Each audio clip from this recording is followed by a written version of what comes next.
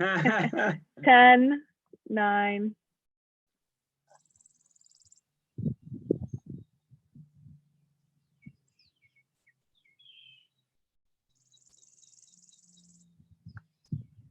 I think we should be live. I'm Ed Furry with Sail22. Good afternoon. Welcome back to the Starboard Portal. We're excited to have you back here. And today we have a special treat for you. On the Starboard Portal, the content that we have is balanced topics covered that are appropriate for today's challenges and others that are really looking forward towards eventual days when we get back out in the water and racing. Today's topic, we're very excited. We have Prepping for a Travel Regatta by Ed Furry from Sail22.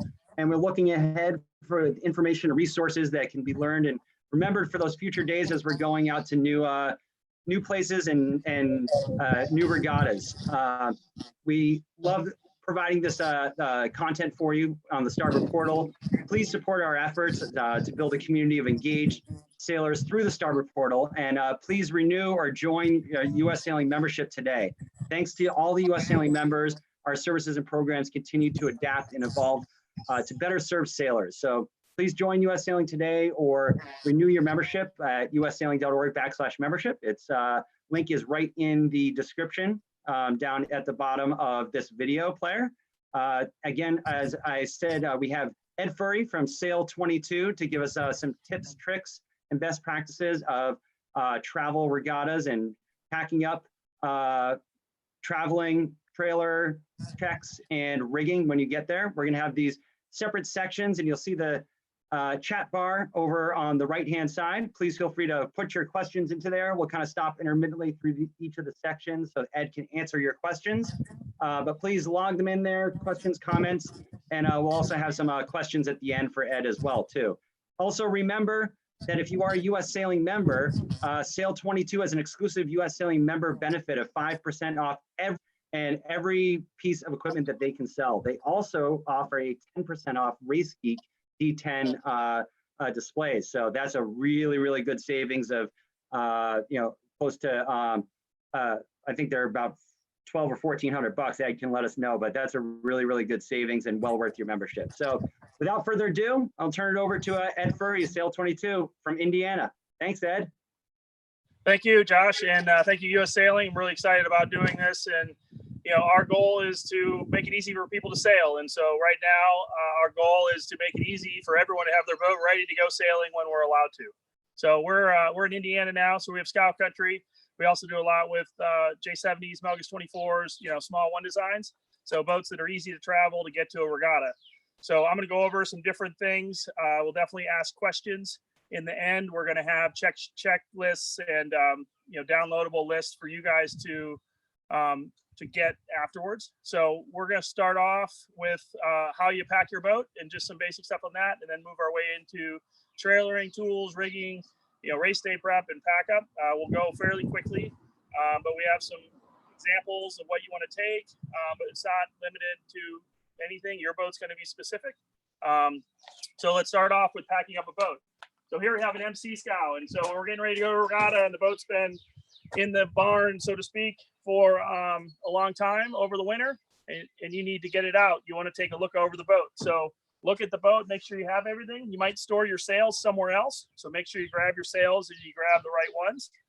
Here, this is a Melgus boat, so they have things to pack it up easily. So the boom and the mast might not be a worry. It's going to be on the boat, but if you store your mast elsewhere, make sure you grab it.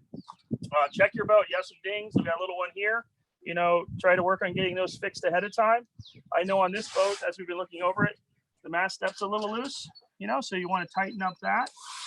Look at things like that. Check out your outhaul. If it's wire, it might seize up. Make sure your springs are working. Things that are pretty important. Checking the boat out. Do a scrub and a wax. If it's easy to wax your boat at home, do that ahead of time. If not, then check. Then just have everything with you.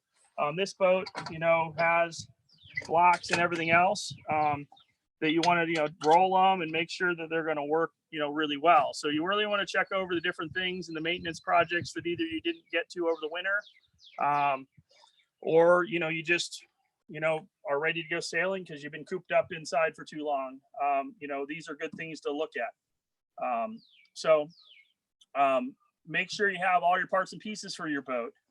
Make sure if your rudder and tiller were elsewhere, you know, those are good things to check out. One thing is with checking out your boat is your tiller extension. They all have universals. We normally store them like this. You can see this one's flexing and it could break. So over the winter, it could dry rot. You want to check that out. So definitely check over all important parts of your boats. That's pretty important. Your lines. So check your lines. You know, here we have, you know, a set of spin sheets and a tack line. You know, look at them, make sure there's no wear spots. Make sure the splices are good if you splice. Maybe over the winter or over this last few weeks, you've learned how to splice. And so you want to go and splice things instead of tie them on. So, you know, look over everything really closely and make sure you have them. Things like dock lines, you know, you're going to need dock lines, you're going to need fenders. You know, make sure you have a list of things to take with you. Then important thing with some time is look at your trailer. So this trailer, you know, is in pretty good shape, but are the tires, you know, you can literally kick the tire and kind of feel and see if they don't look very good. You can check, get a tire gauge and check pressure. It's pretty easy. Get a tire gauge about anywhere, or hopefully you have one, and check the pressure. This one actually didn't even read because it's been stuck in the barn and hasn't traveled. So check the pressure. If you're going a long distance and you haven't used your trailer, grease the bearings. Some of them have bearing buddies, but anyways, you can grease them here. And that's something to look at. So those are things to check on now. Do you have a spare tire? Do you not have a spare tire? Those are important things. This one has a nice system for carrying the mast. You know, Melgus does a good job with that. This also ties the boat down. So this one has rods to tie the boat down. You know, make sure that your mast is tied down. This one, you know, it's just stored in where it doesn't have to worry about it. So the mast isn't tied on the back. So tie that down. Also tie it in ways so it doesn't bounce around. That's pretty important too. We'll look over to J70 over here for more trailering info. So this one has straps. Go over the strap to protect your boat. We put some padding underneath it. We have a mast caddy for the J70. And so it makes it easier both to travel with it, but also to put the mast up. Simple things like taping your blocks so you don't have to take them off. It makes it pretty quick when you get to the venue to just rig up and go. So that's kind of a good thing. And then covers. We work with Harkin to build and design a lot of different covers. It protects the boats, whether it's in storage or in transport. This is a rudder bag. So the rudder is in here. We have a tiller bag for it. It's a quick and easy way to store your blades, or the boom has one, the spreaders have them. It makes it fast, but it also protects things a lot better. So you don't have to worry about getting to the regatta and your rudder had flew from one end of the boat to the other and it has a ding in it. So, you know, we make, we design and have Harkin make a lot of different rudder bags. See, the mast has a bag as well. So what that also allows is it protects the UV on your halyards, and it makes it easier to just coil them up and stick them inside the bag to be able to have it protected. We're here to see back here, we actually have a spare tire on this side. So we put a cover on it because UV is pretty bad on spare tires and they'd be out. So there's no cover like a fender. So we had a Top Gun cover made, and so that way when if you do need your spare tire, it's actually ready to go. It's not dry rotted. It's not the problem. One thing I always do when I travel is when I stop, I touch the bearings because they're going around pretty fast. And so if you touch the bearings and it's too hot to touch, then you probably have a problem. And so if you grease them ahead of time or have somebody grease them ahead of time, that's pretty important. And so, you know, think about that before you get ready to go. Check tire pressure and everything with those. On your vehicle, we have, you know, make sure you have the right drop. You know, you don't want your boat way up in the air, so the mast might be lower in the back. You want to try to set up the trailer so the drop is so the frame of your trailer is pretty level. Check your lights. You know, this is the lights on the truck. Trailers are very known to blow the fuses on the truck. So if you have an issue, it may be the trailer first turns it into the boat problem. So go and check your lights and make sure they're working. Get someone to help you. Some of the new vehicles, you can actually push a button and it'll do it all for you, so you can check it on your own. So that's pretty important. Any questions on trailering ideas? If you have a big boat, think about how tall it is. Do you need permits? Is the boat too wide? Is it too tall? Is it too long? You might not be trailering it yourself if it's that situation, but you should need to know that. But I think that's pretty important. If we have any questions, we can check on that. Brakes on some trailers versus no brakes. If you have a smaller vehicle, you'd want them. If you don't know if you need brakes or not, it actually is a state law. So you may look at your state rules and see who needs one. Josh, are there any questions for trailering right now?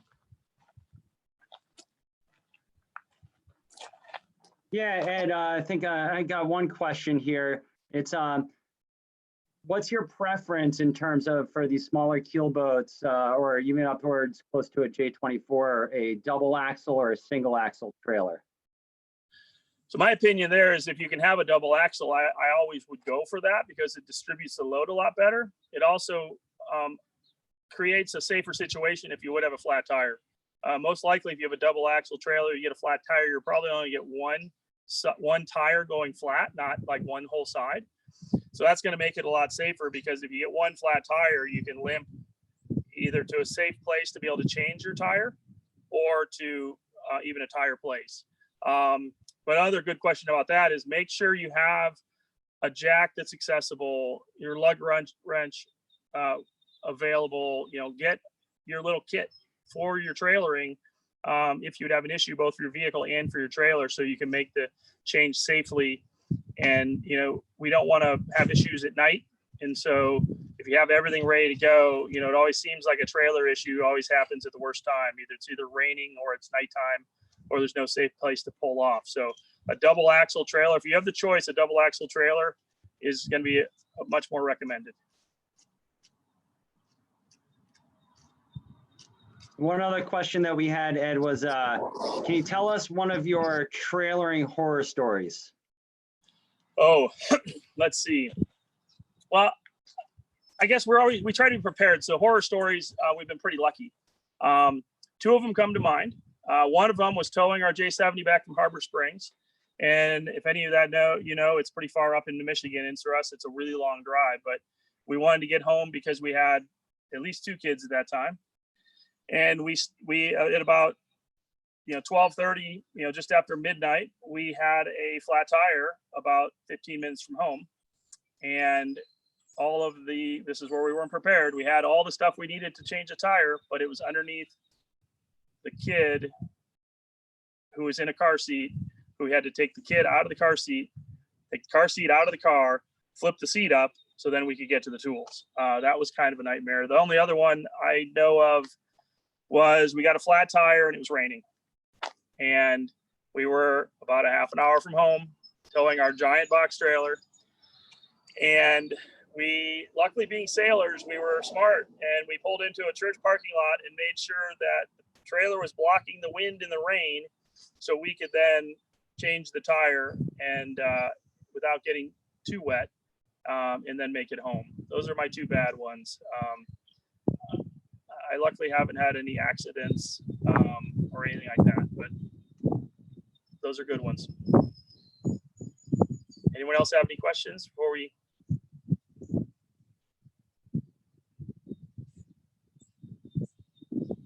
Nope, move along, Ed. Next. All right, so we're gonna go to some of the stuff that you need to be prepared for when you're heading out. We have a lot of different things here we're gonna show you. it'll start with trailering and it'll work our way back into the next list, which is kind of tools and getting ready.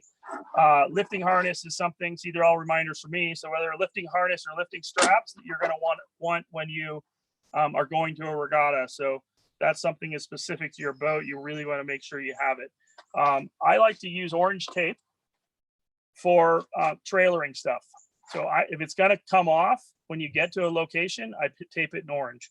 That way, if I have a crew that's not familiar with it, or you know, even myself, if I see orange tape, I know it needs to come off when I get to the regatta. So that's kind of a suggestion. You can use orange, you can use red, something different. That's a good thing. We talked about having the polish and things like that. Polish and rags and acetone are always good to have. I like to have a big toolbox. It has more important things in it that maybe it could be for the trailer, it could be for stuff that's not sailing related. And then I like to have a specific one. So on a scow, we have certain bolts that attach your shrouds. So I have 2 wrenches. They're tied together. I know I'm going to have those. I need a tape measure to check my mast rake, especially if I haven't sailed all winter. Make sure I'm sorted. You know, a screwdriver that has everything. You know, has both sides.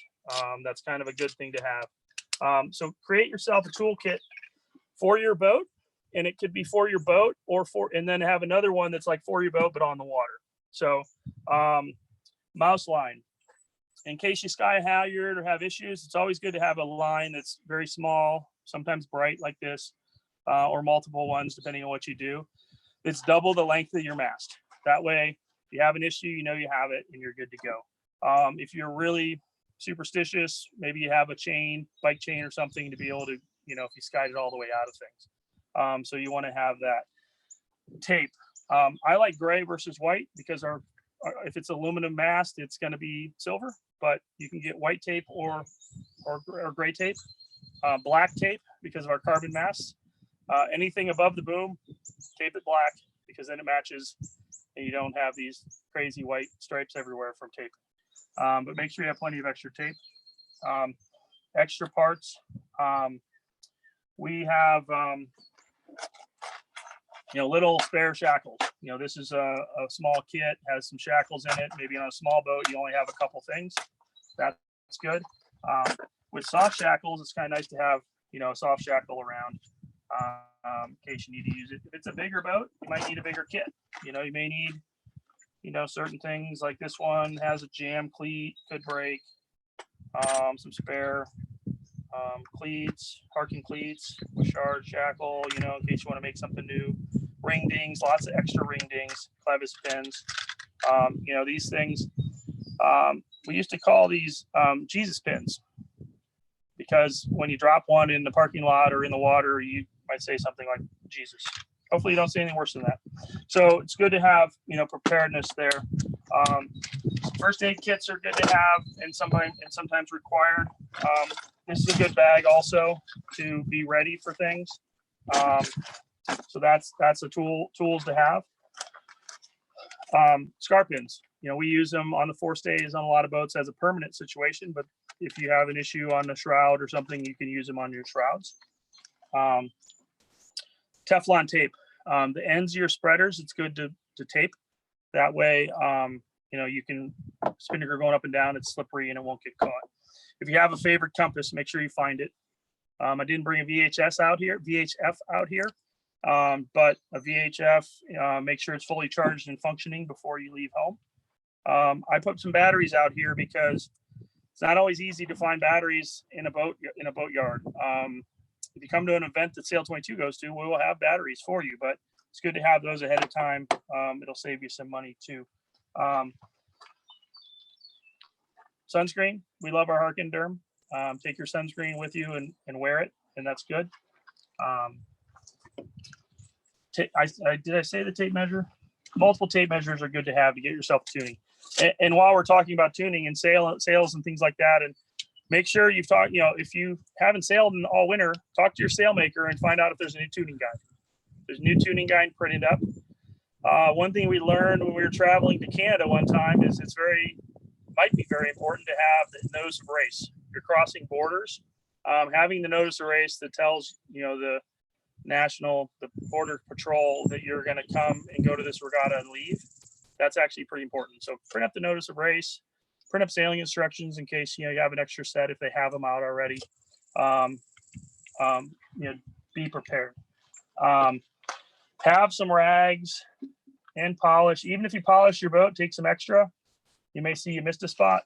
Acetone's always good because you could, get dirt and things like that. On a traveling side of things, if you don't have covers, soaping your boat before you go is actually a good idea, because if you soap your boat, then actually it'll help you clean it when you get there. Bugs won't stick to it and that type of thing. So the biggest thing here is have the tools that you need for your event, for your boat. So have it so you don't have to borrow tools. Have extras. Maybe you can help out your buddies. If you don't have them, Sail22 is going to be there. Then we'll help you out for sure. But that's kind of the tool talk. Anybody have any questions on tools?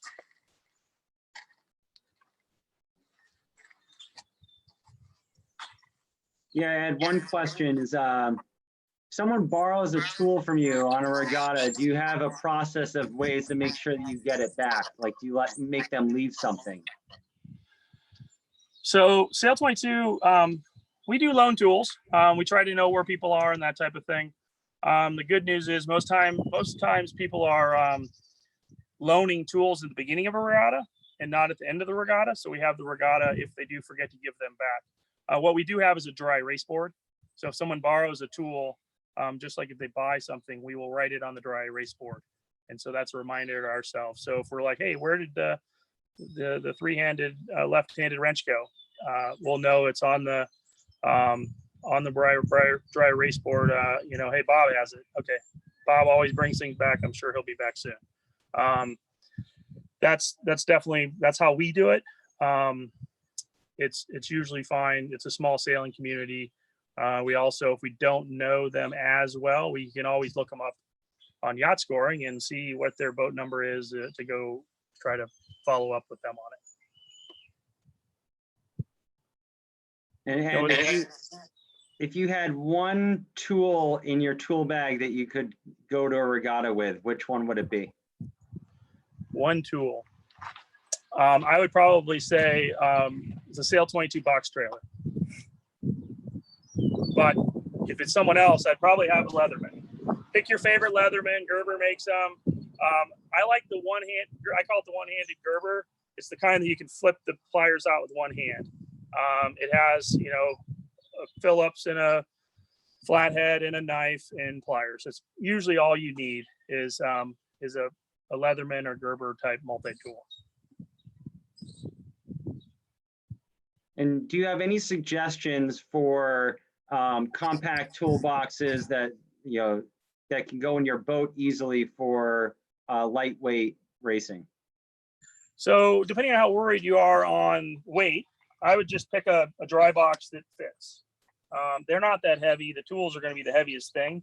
If you're more conscious on weight, I would just use a dry bag and get a small dry bag and put those in there. Either will work fine. On the water, you really shouldn't need very much. I would have a Gerber and then maybe a screwdriver like this. It's going to be very light, but it's 3 screwdrivers in one. You don't need a ton. Just depends on your boat. Like on a J70, I actually would take a Gerber and then I'd have like maybe some pieces of Dyneema or something in my kit. You really don't need a lot once you're rigged in on the water.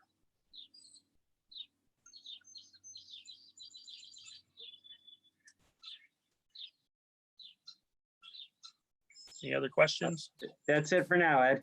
Okay, so feel free to ask us any questions, comments. You can reach out to us at info@sail22.com. You can get hold of us through this. Your boat specific, we could help you create that. So it's just what's important for you guys. That's really it. So We're going to move on to rigging the boat. This is going to be pretty quick because we're not going to actually rig a boat. That kind of goes back to what we have. So make sure you have the right tools. When you get your mast up, hopefully you have an easy way to get it up, like a mast caddy or something like that. Make sure you have tape to tape all your ring dings. You should have pliers, Teflon tape. The Teflon tape, you usually need a knife. And then, the cleaning supplies that you need, carry a good scrub brush too, and everything you need so you can get the boat together quickly. Like I mentioned before, if you tape the blocks up, that makes it easy to rig quickly.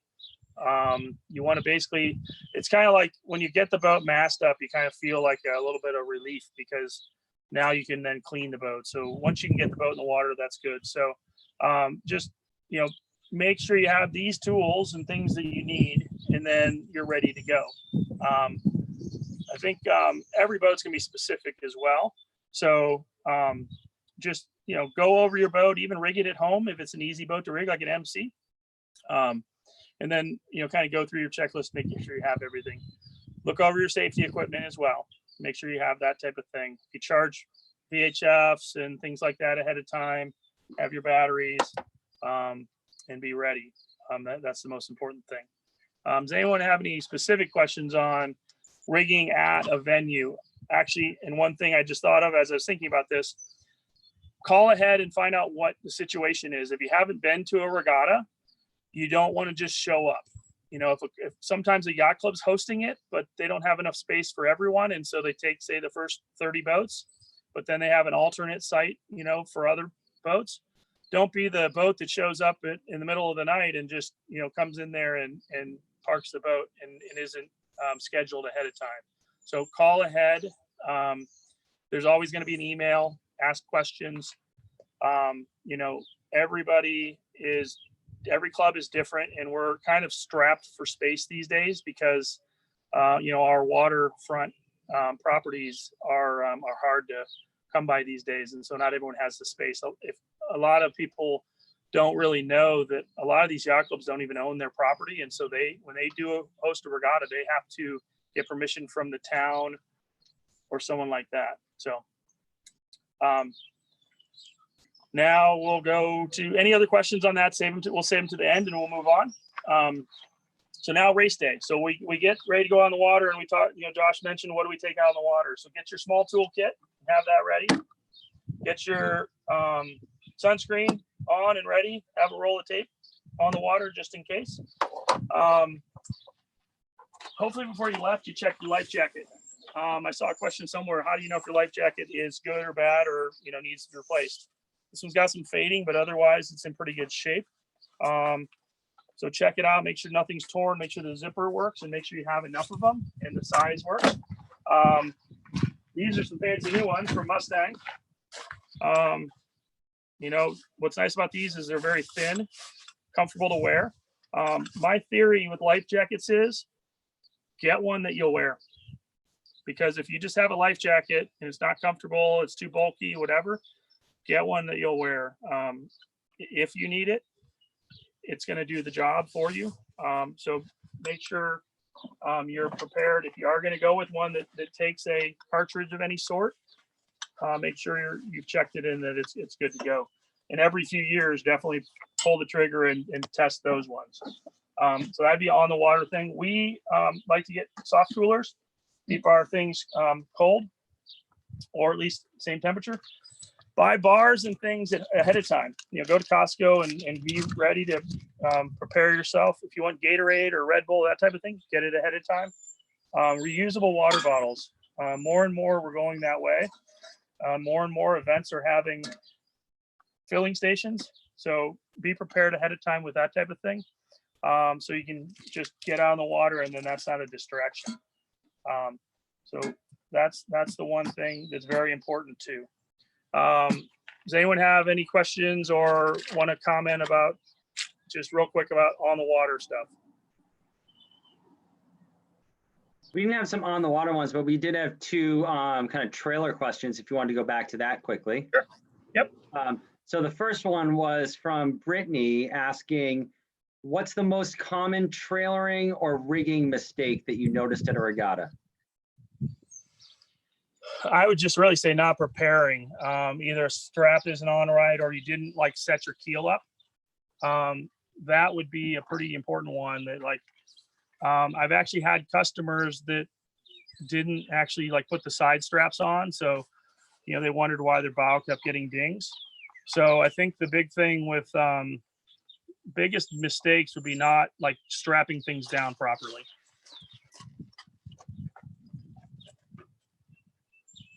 And then another question that we had from I can't even pronounce the screen name, JNHSPANDAU asks, back to the trailers, how often do you change the grease complexity of angle bearings or axle bearings? Sorry. You know, we try to usually with bearing buddies, you just push grease through and the excess comes out the backside. I would say once a year you should do that. I think that's pretty important. And then if you have any bad dirt or that type of thing, pull them apart and redo them. I don't like to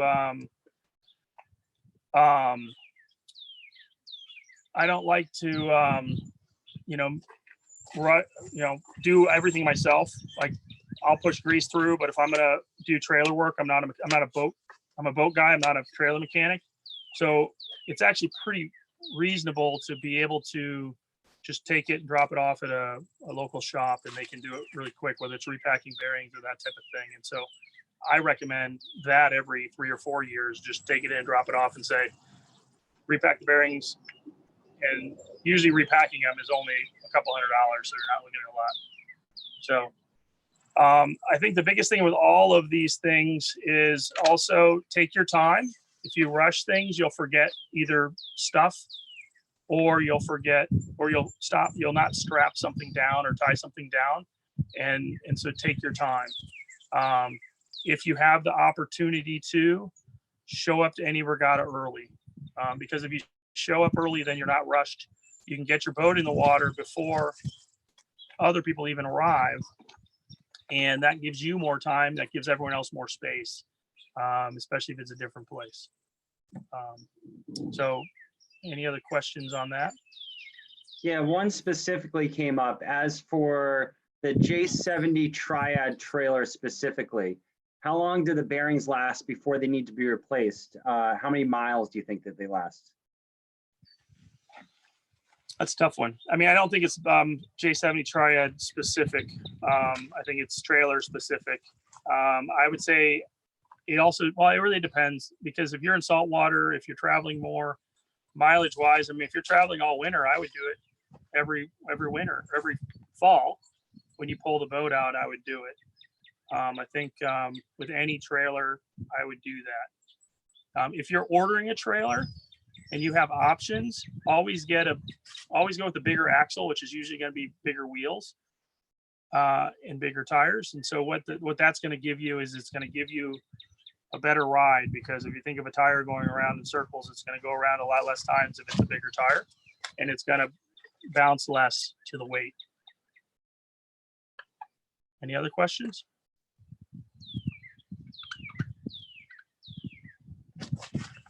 So I'm getting a question from Sean, and so I'll just answer that. Triad makes a box trailer frame and a C trailer frame. One of them is considered a racer upgrade. There is a big difference in those two, and that's why you'll see a lot of the J70s going with tall trailers now, is because the C channel is it flexes a lot.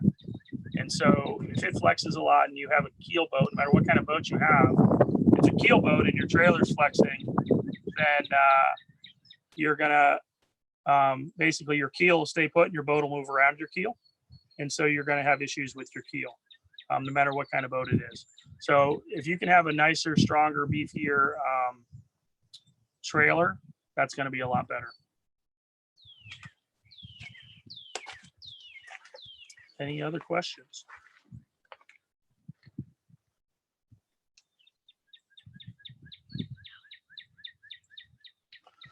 So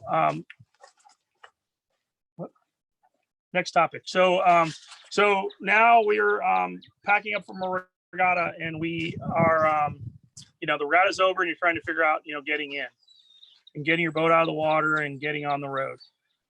These are where you can, cause some issues with your boat because, you won't take the time to hose it down and to, pack it up properly because you got to get home. Ideally, you figure out at your, you have enough time to be able to take your time. If you can be later and you can take your time to pull your boat and hose everything down and that type of thing, then, that's a great option. Biggest thing is hose things down if you're in a saltwater environment. As you're getting your boat ready, be prepared like the morning of to have your lifting straps, where they are on your trailer. Have, the cover for your boom, the cover for your rudder, all that stuff lined up. And basically make sure that you are 100% ready when your boat gets to the hoist to come out of the water, so you can, spray it down, pad the keel the way you want to, set everything up the way you want to. Have your, trailer. We have trailer boxes on our trailers because we want to be able to have everything kind of lined up and protected and doesn't go missing. So what this also allows you to do is if you have a boom bag, Sean, you want to grab this one? If you have a boom bag, you can be taking your boom off as you're getting to the hoist, or, sometimes if we're not sailing anymore and we're coming into the harbor, we're pulling sheets off, we're coiling them. What I like to do with sheets and things that get salty and need to be washed off is whether I have time to wash them off or not, I will coil them up and I will string them kind of across the cockpit of the boat. That way, if I have a chance to hose down, I'll hose them all down and then they can dry there. If I don't have time to hose them down, they're hanging and they're ready for me to hose them down when I'm at home. But try to make sure you're not going to forget things. With your covers and things like that, if you're packing up your boat and you're going home, it's not a bad idea to leave your top cover off because then that dries the boat out. Let the boat air out. If you have inspection ports, you can open those up. Make sure, though, you put the cover to them in an area they're not going to blow away. So just kind of have your system in place. So as you are getting home, as you get home or as you're packing the boat up to hook up, that you can have everything ready to go. So the boat, when you get home, is perfect as well. The worst thing is to come home from a regatta and then you have to spend, a day and a half getting your boat ready to race again because you just threw everything in and you might have got gel coat chips or things like that. Let's look at this cover real quick here, Sean, and show you, this is simple cover for the rudder on a J70. And it's just, it's padded, it's easy. You put the rudder in and it's good to go, and you're done. So we have these for the booms and the tillers and the spreaders, and that's pretty important to have. So these are things that make your life easier, and it actually can save you money because if you get a chip in your rudder, it's going to cost a lot more than a $65 bag or a $100 bag. When we coil our lifelines, we put them into our lifelines. When we coil our shrouds, we put them into a bag. Everything is separated, so it's all cared for, and it's going to last a lot longer. So, I think those are things that you should think about when you're packing up and being efficient and going to travel. Also, think about it is if it can be quick and easy, you can go to a close regatta as easy as a far regatta. I think coming up this summer, once we're allowed to go do things, it may be difficult for us to go all the way out to California to go sailing, but it may be easy to drive an hour or two down the road. And so we want to make our lives easier to be able to just go sail and go get back to our lives. So I think that's the big thing. And then I think we have another thing that we've worked on. Make sure you're prepared, for the party afterwards. Get your favorite rum, maybe some ginger beer, have some beers for the ride in, make sure it's fun and easy, and, you can save yourself some money by helping that out. And our regattas are sponsored by a lot of different people. So think about that and who's putting money into our events and support those guys. I think we're, without any other questions, I mean, we could probably go on, but I want to take any more questions now, and then we're going to have everything online, and we'll dissect it a little better, and we can fine tune some things for your boat if you want us to. But why don't we see if there's any wrapping up questions, and we can go from there. Josh, is there anything else anyone wants to add in or ask? Yeah, we got a bunch of questions here for you. So first one is any tips about trailer lights? Justine says they always seem to be working until you need to hop on the road late after a regatta.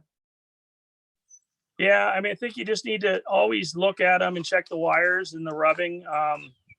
You know, if you travel a lot, you know, for pretty cheap, you can get the magnetic kind as a backup that you can just kind of have in your kit and ready to go. I know you don't want to carry a lot of stuff, but look at all the wires, make sure there's no fraying. You know, they lead through different things, and you just got to kind of stay on top of things. Make sure nothing's hanging down. Take some extra zip ties if you think something's questionable. And I think that's the biggest thing, is just kind of check them often.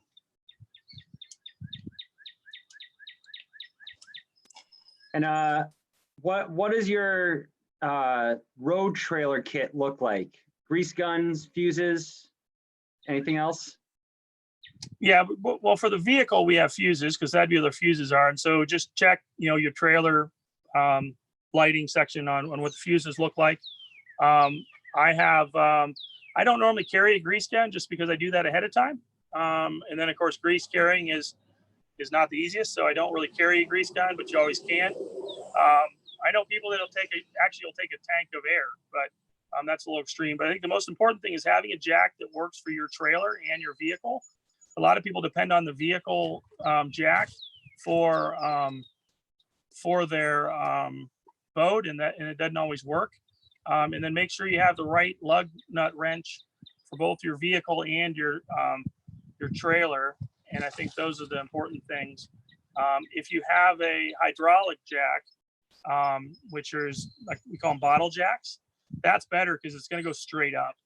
And with a scissor jack, you know, it kind of bounces things a lot, and so it's not going to work as well. Plus, you got to wind a lot. So a bottle jack is probably the best option for there. So bottle jack, a lug nut wrench, and you know, make sure your spare tire is ready to go too. And for bearings, how can you identify that your bearing needs to be repacked or replaced? What are the signs? I mean, in a parking lot, you know, at home, I would just jack the trailer up and just spin the wheel and make sure it's smooth. If you have any grit or any slowing, that's going to be your biggest way to find out. So I would just jack up your trailer and just spin the wheel and kind of feel it. That's going to be the best. But I'd always default on just pushing some grease through there. So if you don't have bearing buddies, push grease through, I'd get those. Most West Marines have those, or Auto Art Sport, especially Marine ones. Otherwise, I think, I mean, that's the best way to check your bearings. This is a kind of fun question. What is your go-to regatta drink? And can it be made from products from our friends from Regatta Craft Mixers? My go-to would be a dark and stormy. I think, you know, having a bottle of rum is pretty easy. And what's nice about the Regatta mixers is the cans are nice and small, and they're pretty much about the right size for one drink, at least one of my drinks. So I think my favorite drink is one that comes from the sponsor that is at that event, because that's who we want to be with. And I think Regatta Mixers has definitely been a great host and a great sponsor for all our events. And I think a ginger beer, a dark and stormy would be a great option with ginger beer from Regatta Mixers. Nice. Back to the boats. What material do you recommend to line the bunks with for the trailers? So most trailers will come with carpet, and the problem with carpet is salt and sand gets into them. It can get abrasive. Foam is normally the best, closed cell foam. I think, what we'll do on, even if your trailer has the carpet, it's like underneath the keel, we'll put a piece of HydroTurf is what we use for it. But the closed cell foam is what we would use. Having, a pattern in it is good, because then the water can drain. Because a lot of times you'll have issues if the foam is flat, the water gets kind of stuck there and you'll get blisters. So this is a material we use a lot. You can get it like this with no adhesive on it, and we'll put this under straps and things like that as well, underneath the mast, forward and aft. But then get adhesive versions for the bunks, and then you can do layers if you need it thicker. You can do a piece that's thin, and I think that's the best way, is a closed cell foam with some grid pattern in it.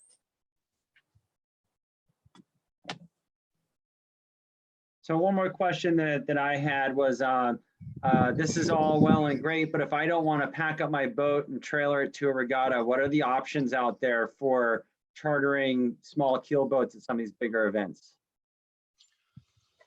Well, chartering is definitely a pretty good option. I know we charter our J70 and our Melgus 24. There's boats out there we can help out with, if our boats are chartered, with finding boats.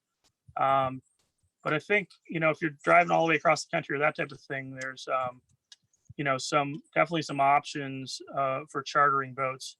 It's really just, talking to your class, if it's a different class than what we specifically work with, and they're going to know if there are charter boats available. Whenever there's a world championship, North American championship, that type of thing, there's a lot more options, because the classes will look for that.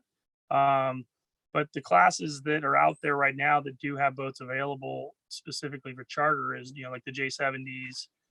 We're one of the few people that have Melgus 24s that we charter and have a boat for that. But I think, looking at what you want to do. And nice thing about the J70 class is there's a lot of regattas. And so there's a lot of times that we'll have clients that they'll use their boat, in Miami for one event, but not the next event. And so the boat can be available. And so talking to companies like us or your class, they can find, good options for you. And Ed, just so people on here who may not be familiar with Sail22, can you let us know what your company does other than chartering the couple boats that you guys have?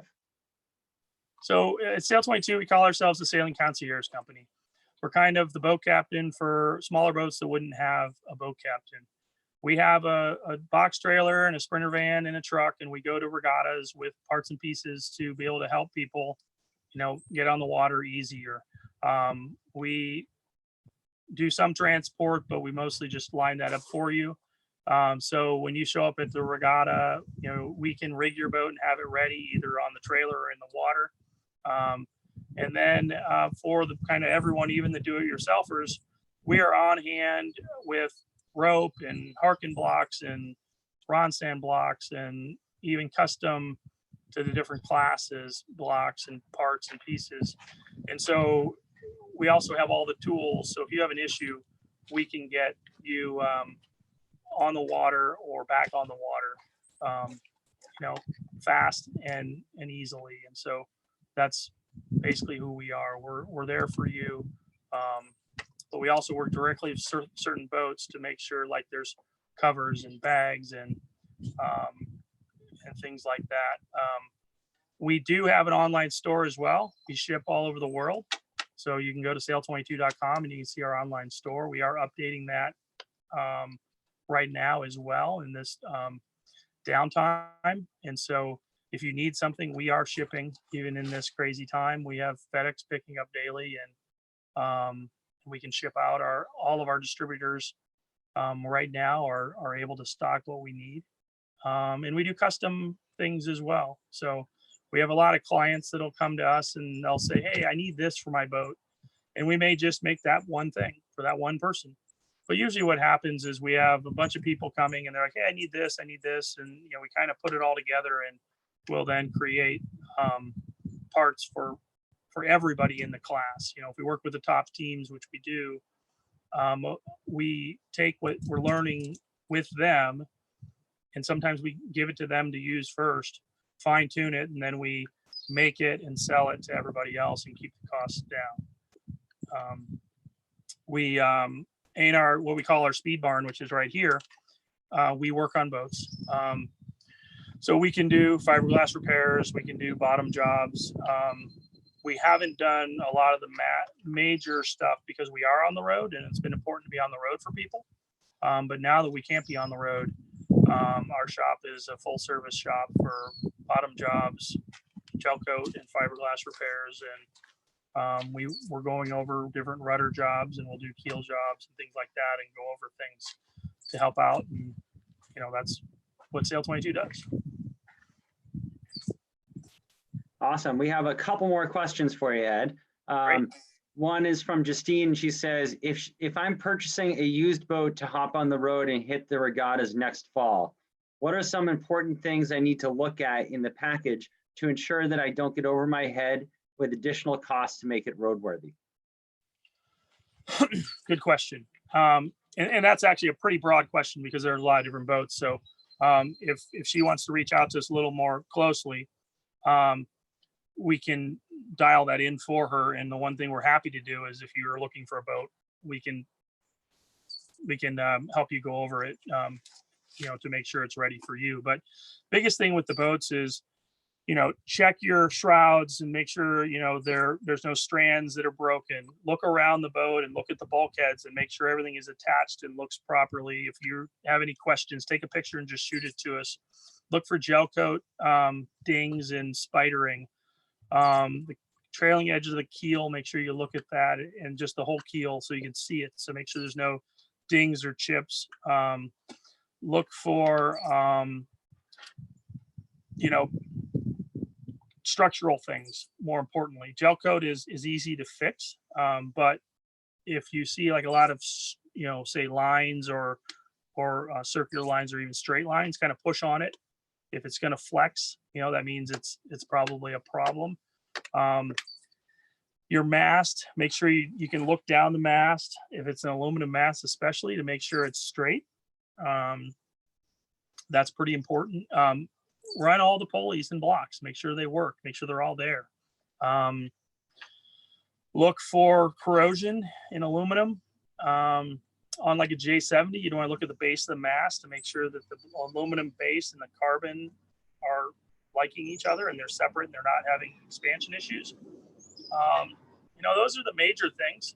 But go down below, or if depending on type of boat, if you can look at the bulkheads, look at those. If it's a boat that's like a dinghy, you can stick your phone inside and take some pictures.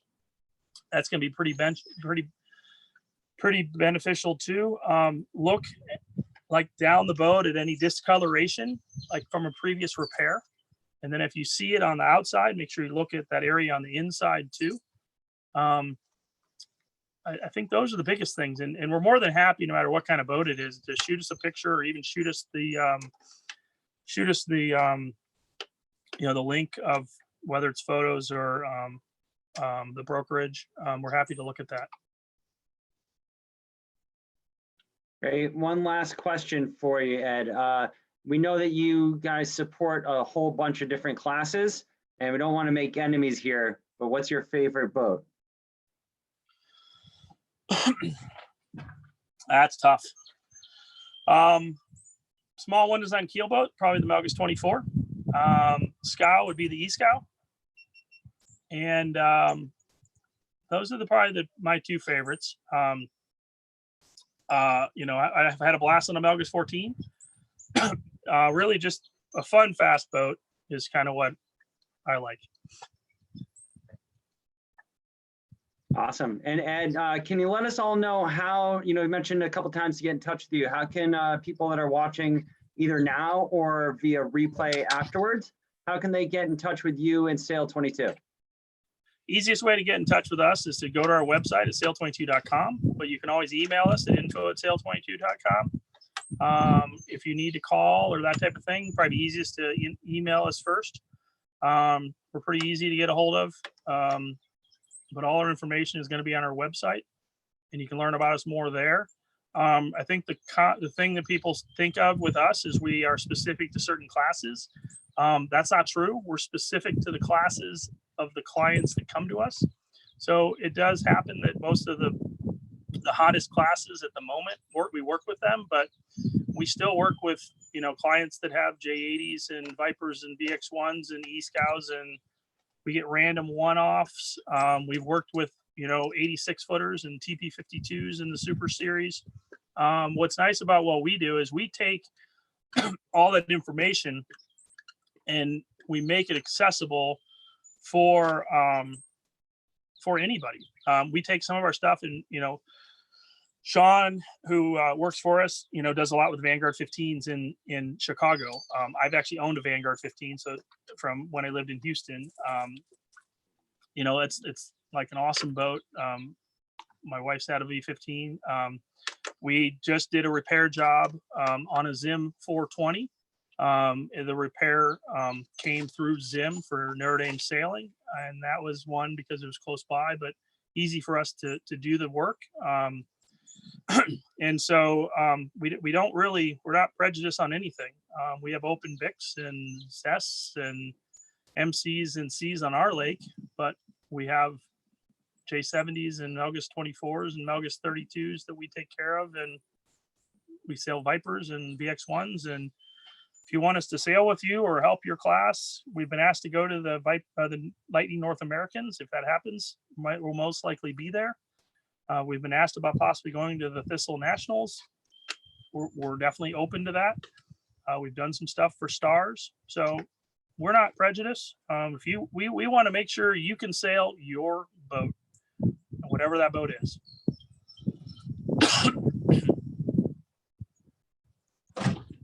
Great. Thank you so much, Ed. We really appreciate you being here with us on the Starboard Portal. It was a great presentation. I hope you all enjoyed it. Feel free to go back and watch it through replay. It will be posted to the Starboard Portal either later today or tomorrow, and take a look at all of our great resources and content that we have on the Starboard Portal. We also have a great lineup coming up for the rest of the week. We have later today dropping and releasing for the first time ever our series premiere episode 1 of Mr. Childers Boathouse, starring our Seabold coach Chris Childers in a made for kids after school special series, and it's premiering today at 4 p.m. It'll be available on the Starboard Portal, and we actually have a back-to-back 2-day series premiere. So episode 1 today at 4 p.m., episode 2 tomorrow, Wednesday at 4 p.m., and then it'll be releasing every Wednesday at 4 p.m. So tune into that for your kids after school special sailing, learning sailing intro classes with Mr. Childers in his boathouse. Also tomorrow at 2 p.m. Eastern time, we have Chelsea Carlson from Sea Tactics with a Weather Strategy 101. On Thursday at 12 p.m. Eastern time, we have our Radial girls, Paige Rayleigh, Erica Reinecke, and Charlotte Rose, all together on one broadcast. That's at 12 p.m., 12 noon Eastern time on Thursday. And on Friday, we are going to wake up in the morning again at 10 a.m. Eastern time with Mike Kushner and Sailing Performance Training for Sailing Fitness. And then we have an extra special programming that we're working on for Friday afternoon for you all. Again, thank you all so much for tuning in. We really can't do this without our members and our membership and all of you watching. So please support our efforts to build a community of active and engaged sailors through the Starboard Portal, and purchase your U.S. Sailing membership or renew your membership today. Thank you to all your U.S. Sailing members to helping our services and programs continue to adapt and evolve to better serve all of you and all the sailors out in the U.S. So join or renew today at ussailing.org/membership. Again, thank you to Sail22. Remember, U.S. Sailing member benefit, 5% off entire online store and 10% off Race Geeks. And thank you, Ed and Sail22. Again, we really appreciate it. Check them out at sail22.com. Thanks, Ed. Thank you. Josh and US Sailing. It's awesome, and we're happy to be here for all of the sailors out there, especially our US Sailing members. Great. Well, we'll check you out next time, and be sure to check back 4 p.m. today for Mr. Childers Boathouse series premiere.